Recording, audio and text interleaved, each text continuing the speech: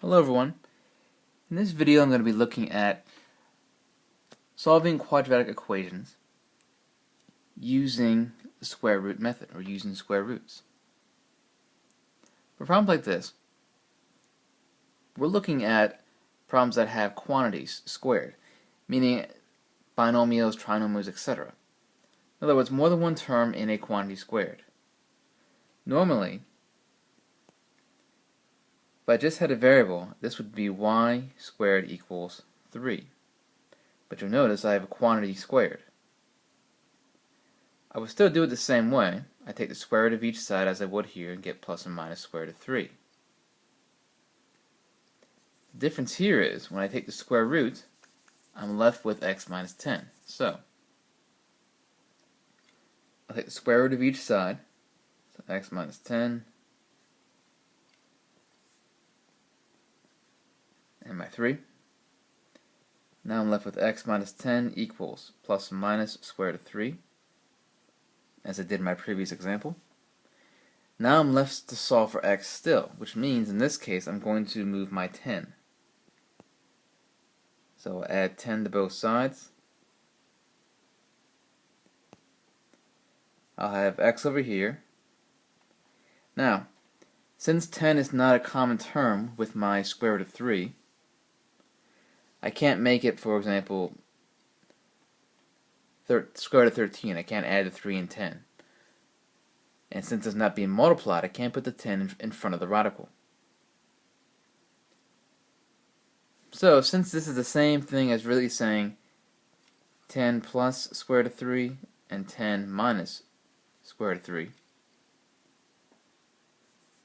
I'll put my 10 in front of the plus minus, and this becomes 10 plus or minus the square root of 3. This is my final answer.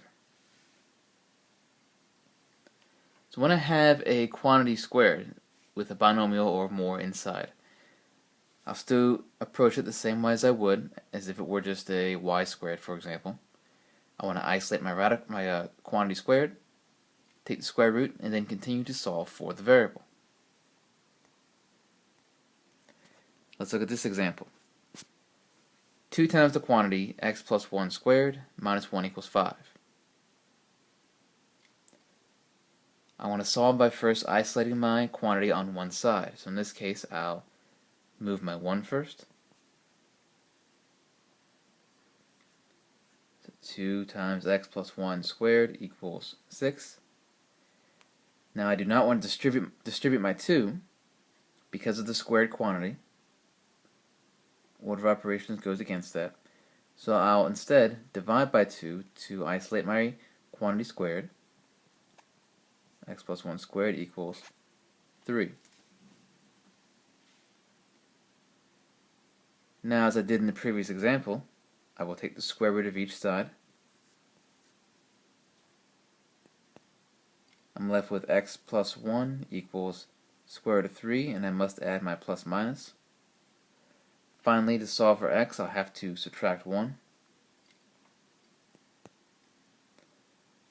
And here I'll have, again, I cannot combine the negative 1 with 3 directly, so I'll represent it as negative 1 plus or minus square root of 3.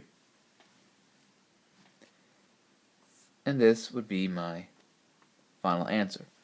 Or you could say, if you wanted to write it out, negative 1 plus square root of 3 and negative 1 minus square root of 3 as your solutions.